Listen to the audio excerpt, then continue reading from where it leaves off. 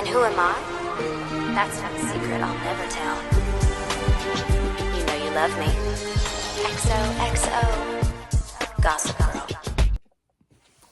What's up? What's up? Today we got Gossip Girl Season 1, Episode 10, High Society. This episode starts off with Blair and Serena walking to the dance recital rehearsals. Blair is telling Serena how excited she is to be going with Prince Theodore, and not Nate. She talks about how the further they are from the breakup, the more she realizes that, breaking up was the right choice. Without them going on with Nate's dad and her issues, them being together isn't the right choice. She also tells Serena that the New York Times are doing an article on her cotillion. Meanwhile, Nate and Chuck are on their way to the rehearsal. Nate asks Chuck if he's talked to Blair lately, and he admits. Chuck asks Nate if he's talked to Blair lately, and he admits to Chuck that he's starting to miss Blair, and he starts to realize she seems happier lately.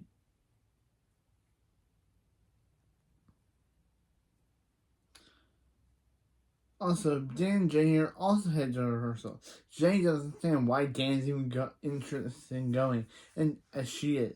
And Dan explains that he thinks balls are equated and classy. And classiest. And he's only going to the rehearsals to see Serena, because of course he is. At the rehearsals, Dan and Jay meet up with Serena and Lily. Lily's excited to introduce Dan to her grandma, C.C. Rhodes.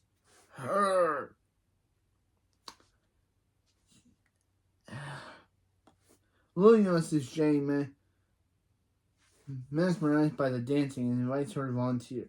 Jay immediately agrees, but realizes the ball is Sunday, not Saturday. She tells Lily that she'll call her and leave. Cece shows up, and Serena excitedly introduces her to Dan again.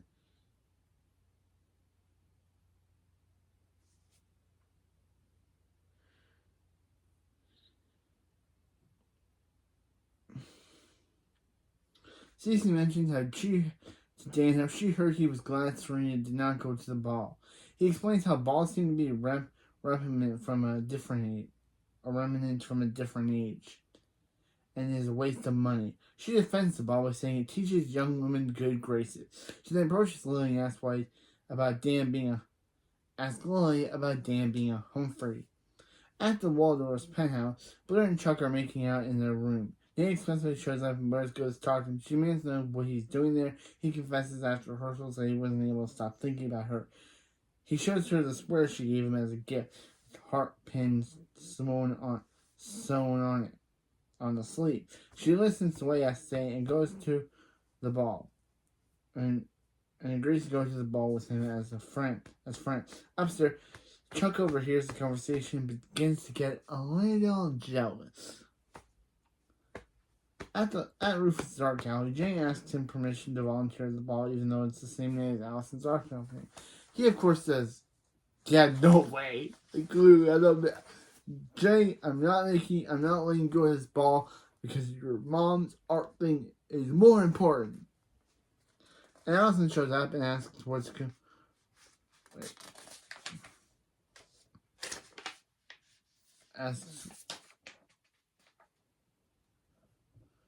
what volunteer position are they talking about? Annoyed, Jane goes to leave and answers that it doesn't matter because Rufus says she can't go. Allison stops her and shows her the day thrift store finds with a pair of vintage heels she can wear to the opening. Jane really remarks that kids she goes to with buy high-end products, and she can't be walking in someone's old shoes before leaving. At the Palace Hotel, at the Vanderwood Suite, Cece admits to Lily that her doctors might have found something in her lung, and all she needs is to see Serena make a debut. Lily quickly agrees, worried about her mother's health. Of course, we know that there is nothing wrong with Cece, and she's manipulating her daughter to get what she wants. I couldn't believe Cece, but we all know that, there's nothing wrong with her. She just knew if she she just knew that she needed Serena to go to that ball. But that's for later. But anyway, so she's apparently sick. The doctors apparently found something. And it's not because she knew Serena didn't want to go, so she had to manipulate her way to get Serena to go. Yeah, no, it's not about that. Serena comes in the room and Lily informs her that she will be going to the ball, to the cotillion. Next day, Nate is getting his tuxedo fitted and is wondering where Blair is. She shows up late with a multitude of excuses, and he tells her about how he picked up champagne she liked and offers to take her to dessert afterwards while he talks. Blair is texting Chuck and not paying attention when she drops her phone and he asks who she's texting. Blair, of course, lies and says, it's just Serena. And now she has to go home because Eleanor had to go to Paris and is unable to host a toast for Cece, which she was supposed to. Nate offers to stop by and help, but Blair rejects the idea. At the department store, Jenny meets up with Lily and told her it'd be fine for her to volunteer. Lily asks if Allison and Rufus are sure gave permission and knows she's in charge. Jenny lies, saying, of course they gave her permission to go to the cotillion. They run into Allison. They're all surprised to see each other. Lily thanks Allison for letting Jenny come to the ball, and that cotillions are really important to teach good girls social graces. Allison sarcastically says, of course, yeah, says, sure, Jenny will learn a lot, and leaves without Jenny. When she does, Jenny shoots Allison was about to buy and begins to feel guilty. Yeah, because it says, Allison was probably going to make her go to cotillion anyway. It's in the elevator up to the Waldorf penthouse. Serena thanks Dan for coming with her. She explains that she talked to Lily and only agreed to go if she's completely herself. Cece introduced her to Carter Bazin, played by Sebastian Stan. And if you remember Carter from his last appearance, where he tried to smuggle Nate out of a bunch of money, yeah. And I wooed Chuck in that episode, yeah. Serena obviously doesn't know about this, doesn't know about any of this, that this guy tried to swindle Nate out of a bunch of money. Yeah, so Cece introduces Carter Bazin, played by Sebastian Stan, to Serena as her escort, and she literally just brushes Dana aside and tries to sell Serena under Carter. When they all sit down, Carter tells us about how he spent some time in Dubai. Cece tells Serena that Carter is like Phoenix risen from the ashes. You mean a phoenix that tries to swindle one of Serena's best friends out of all his money? Yeah, Cece, he's obviously a phoenix from an ashen, a money-stealing phoenix, but yeah, a phoenix. This woman. After all, Jenny tries on clothes that she bought Lily. Alice comes in the next day and Jenny says she kept the tags and won't return everything next day. Alice says she knows that her coming home has been hard, but doesn't want to lose Jenny. Jenny replies saying that if Allison was still in Hudson, she could go. Alice tells her that she can come to the opening and that she's grounded for a week. Yep, no cotillion. That's over, Jenny. At the palace, Nate asks Chuck to find out if Blair is seeing someone. Chuck rarely agrees, of course, with his own intentions of going to try and get Blair. At the Waldorf, Cece gives Dan several reasons as to why he and Serena will never end up together. And also, this is why, again, I don't like Cece. She literally tries to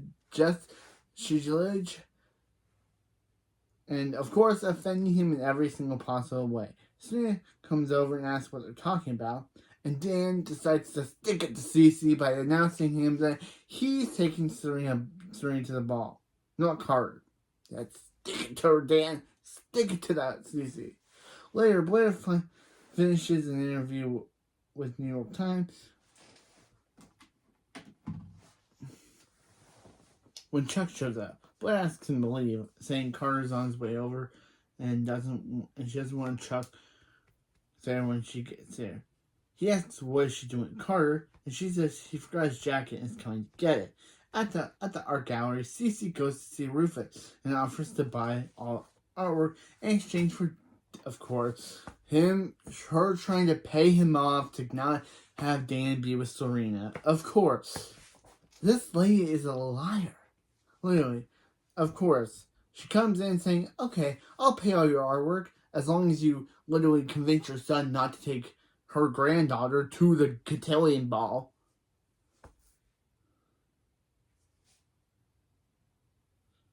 Rufus, of course, refuses, saying Dan cannot be bought. Cece assures him that that Serena like Lily can be. She informs him that when he was still with Lily, she gave her a choice between her inheritance and him. And it was clear that she chose her inheritance. See? This woman is a lying, manipulative, terrible person. He rushes home to find Dan getting ready. He instructs him to do what the Humphrey Merritt Prada, and it's okay that he's going. He tells him that Cece came to see him and made him an offer. At the palace, Cece is not okay with Serena's presentation statement and tells Lily to fix it, and that since Serena is doing it for her, it should be right. Serena calls Jay and asks him where she is, and she lets it slip that Dan is coming, despite not being allowed. Jay decides to go anyway. Outside the Waldorf, Chuck videotapes Carter leaving the building and sends to Gossip Girl, hoping to stir up some trouble because, yeah, it's Chuck Badass. When Dan arrives, he picks up Serena. He tells her what Cece did, but of course Serena's not. He tells her everything Cece did about trying to pay him off and paying Rufus off and telling him that.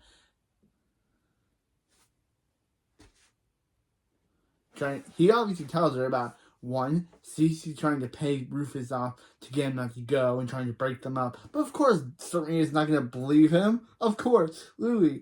Her grandma is the nicest person she knows. Not realizing that she's a manipulative lawyer. But still, of course. She's not going to believe some guy she's been dating for like days over her grandma who she's known for years. Of course, she's not going to believe Dan. And she tells Dan that, yeah, they're not going anymore. And slams the door in his face and cries as he leaves. But still, of course, Dan, what do you think was going to happen, bro? Of course it doesn't work, because of course it was never going to work. He really thought that Serena would believe him? Literally. Dan, that was not a very good move. Like, literally. He really thought Serena was going to believe him. Okay. I don't know what Dan was thinking there. Like, Serena thought, oh, she tells him all this, and she's like, oh, I'll totally believe guy that I've been dating for like weeks now over a grandma that I've known all my life. Yeah, I'll totally believe him. No, she wouldn't. And of course she doesn't. So, yeah. And Cece comes in. Cece comes in as Darth Cece and is like, Serena, I will get Carter on phone for you. Yeah. I'm terrible Palpatine impression. Or she's like, Serena, I will totally get Carter on phone for you. R.I.P. James Earl Jones, though, but terrible Darth Vader impression. Elsewhere, Serena's, yeah, literally, she's the dark side of this show. Elsewhere, Serena decides to, Nate sees a video of Carter and is infuriated. He suggests they get him in public setting and get revenge on him, because of course Nate believes that Chuck recorded the video and sent to Gossip Girl, so Nate will think that the person the player is seeing is Carter. Of course, she isn't, but Nate doesn't know this. He doesn't even know that she's seeing Chuck. So, yeah, yeah.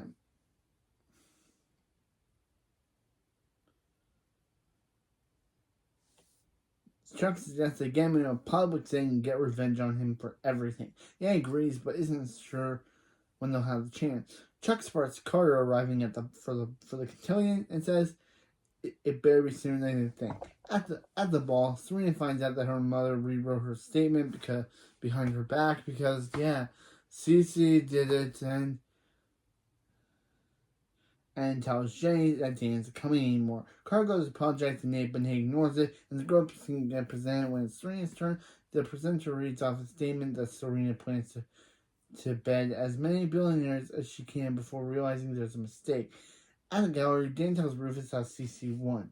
Allison approaches looking for Jenny, and Dan says let her be 10 minutes late before getting mad. Back at the cotillion, the group are doing their ballroom dances when Chuck sees Carter and Blair and whispers the name they just told Blair what he's going to do to her that night. Jealous Nate runs to dance and punches Carter and begins to beat on him. Blair is angry that the two were dressed because of course she is. Literally, she's not mad these two are beating her up. They're beating each other up on the dance floor. She's more mad that they ripped her dress. Classic Blair. Jane's trying to leave to make it to the opening, but Blair tells her that all is forgiven if she fixes the dress. Outside, Lily confronts Serena on the antics of the night. She frames her actions by saying that she had to present herself well, and Serena is lost on where Lily stops the interview herself. She tells Lily that she can't accept herself if her mother doesn't. She calls Dan to come, and he does. Serena tries to soothe Carter's wound, and he says it's not painful as waking up in San Antonio without her, and he was surprised to get Cece's call prior. Serena realized that, Cece was, of course. Serena realizes that, Cece was playing this all along, and realizes that, Dan was telling the truth about her grandma being a liar and a manipulator. Yeah, literally. Dan letting me outside. She confesses all the reason Dan belongs with Serena and invites him to call her Lily to come inside. Meanwhile, Chuck and Laura begin to dance. She realizes he ruins her cotillion for his own enjoyment and says the thing that they have is over for good and leaves him. Cece tells Serena that she made quite a mess, but the committee is willing to make her reissue her statement. Serena asks if she's even sick. And of course, this lying manipulative grandma realizes she wasn't sick at all. She only used that as a manipulation tactic so she could get Lily to get Serena to the ball. So she was never sick at all. This lying manipulative grandma. I think I've never hated the character in the show as much as I hate Cece Rhodes. I didn't even like Chuck in this season until later on. But I don't think there is a character I disdain more than Cece Rhodes. She is a terrible person. She's a liar. And even though, just gonna say that for season 2, but still, even in season 2 through 5, I don't like her character. I'm never gonna forgive her. Anyway, Cece admits that she's not, but could be, proving that she was lying all along. Serena says that things weren't the way they were when Cece was young, and that Cece seeing Dan agreed. Serena and Dan begin to dance upstairs. Chuck is desperately looking for Blair, but he sees her kissing Nate, and Nate, for some reason, smiles at Chuck. What is this supposed to mean? Of course, Chuck doesn't find out about Blair and Chuck until episode 13. But I don't know why he's smiling at her. Is he like, look, Chuck, I got Blair back? Or is he saying, I don't know why he's smiling. Like, literally, they're making out in Blair and Chuck's, and he's smiling at Nate smiling at Chuck. I don't know why he's doing that. At the gallery, Jenny arrives to find the party over and everyone gone. She apologizes to Allison, who accepts her apology, but says it doesn't matter doesn't make what she did okay. She tells her to look at herself and asks if she likes the person she's becoming.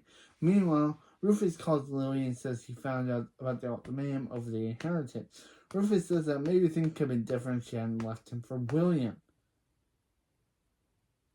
Vanderwoodson. For Will. And said that he should have never let her go. After they hang up, Lily sees Dan and sees Dan and Serena dance together happily downstairs. Cece takes pills, and Nate and Blair sleep together for the first time. Chuck, having has heartbroken by Blair, leaves for the airport. And that's where episode 10 ends. Again, as I said, there may be a character I don't like in this show as much as I can't stand Cece Rhodes. She is an absolute terrible person and a monster. She is worse than, I don't know, like literally a character who I don't want to say because it could be a season 5 spoiler. She's worse than ID. She's worse than ID. She's worse than ID. I'm just gonna keep calling her ID. See, until we get to season 5, where I'll reveal her name. Okay, but still, this season 1. Season 1. I don't like Cece. She's a terrible person. She faked being sick to manipulate her own daughter into getting Serena to that cotillion and saying she could be sick is like saying like, oh, but it's just like, who knows what else she's lying about? She tried to offer Dan Rufus money to have Dan stay away from Serena because of, I guess, what happened in the past between Lily and Rufus, and why Lily never ended up dating Rufus was because Cece was like, boyfriend or money, and she chose money because she didn't want to. She chose money over dating Rufus because I guess she didn't want to lose Cece and the money. But still, terrible thing to do. Like, again, even in these past, they're showing Cece, even like we mentioned how she was in the past, she shows how she's a terrible person. But yeah, next episode we got Roman Holidays, which wraps up this whole Allison Humphrey arc. Yeah, Allison was only in 3 episodes. After this, Allison gets mentioned and stuff, and they go visit her off screen, but we never see Allison physically again after next episode, which I felt kind of strange because I kind of felt like they were doing really good with her character. Why did they get rid of her? Why did they? She was a character that I felt like they had potential to make her interesting, but then they got rid of her before she could actually get good. But that's for next time with Roman Holiday, the annual Christmas episode, which I'm not reviewing in Christmas. I'm reviewing in September, but it's a Christmas episode. But yeah, anyway, that's it for this video, and I just don't see. I'm the number 1 Cece Rhodes hater. You know, you love me. XOXO, I hate Cece Rhodes. I mean, Gossip Girl, but still, XOXO, I hate Cece Rhodes so much.